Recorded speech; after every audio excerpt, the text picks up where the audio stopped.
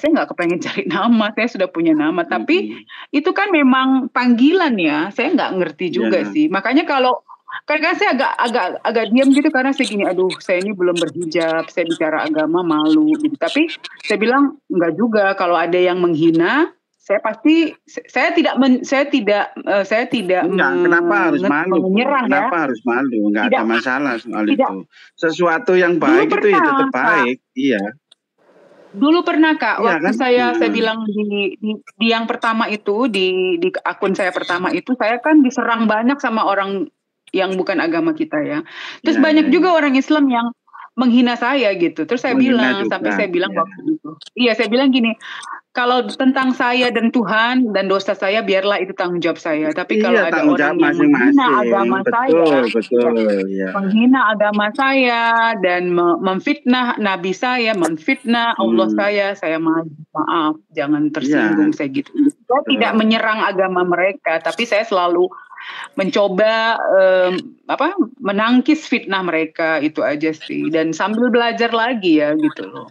Jadi iya betul, masalah surga neraka memang bukan urusan manusia. Kita kan nggak bisa memvonis, oh lu gini tatoan masuk neraka ya. Yang punya neraka kan bukan kita kan ya. Ya kan? Ya biarlah ibu ini menjalani hidupnya seperti itu. Jadi gini, masalah nasihat itu bukan dilihat ini Bu, siapa yang ngomong kan ya Bu ya, betul ya. Maupun mau itu nasihat dari penjahat pun kalau itu baik ya tetap baik kan. Kita ambil contoh misalkan kita pakai analogi. Walaupun itu keluar dari pantat ayam yang kotor ya kan.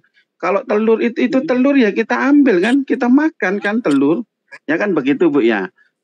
Seperti itu ibaratnya. Iya, makanya kita enggak usah menghina orang dari fisiknya, penampilannya, kan enggak seperti itu.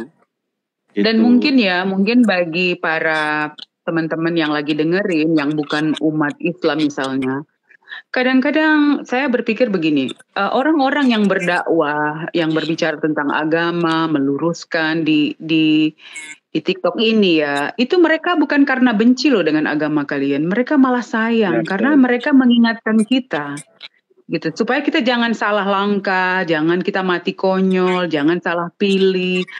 Dan saya lihat ya kayak Uni misalnya ya, Uni itu kalau bicara ada referensinya, ada ayatnya, logikanya gitu bisa diterima akal, itu bagus. Gitu loh. Kan saya tadi bilang saya berbicara bahwa saya manusia. Kita nggak usah bicara agama dulu ya. Saya ini manusia. Saya terlahir Islam karena ibu bapak saya Islam. Itu kita nggak bisa pungkirin. Tapi kita kan punya akal pikiran untuk mencari ilmu ini. Mencari agama kita ini agama bener nggak ya? Nah ternyata kan saya bilang bahwa Islam adalah satu-satunya agama yang agamanya tertulis di kitabnya. Nah ada nggak yang lain? Nah itu kita kan sebagai suatu improvement ya, ada suatu jadi dalam kriteria yang kita anggap benar itu kita kan punya basic nalar yang kita bisa tulis satu-satu. Oh ini benar, proof. Nah orang selalu bilang agama kita teroris, kenapa teroris semakin tahun semakin hari orang banyak masuk Islam, itu kan jadi pertanyaan. Nah itu logikanya keluar dah, nah cari dah gitu kan. Jadi ya saya saya berpikir orang-orang yang berdakwah untuk agama itu sebenarnya bukan membenci, tapi ingin mengingatkan kita sebagai manusia, pakailah logika Anda, carilah yang paling benar dalam hidup ini, dan mulai diikutin gitu loh. Ya kalau berbeda biasa, tapi jangan sampai menghina. Kalau memang misalnya dari agama lain ada pertanyaan, tanya aja. Ya betul. Kita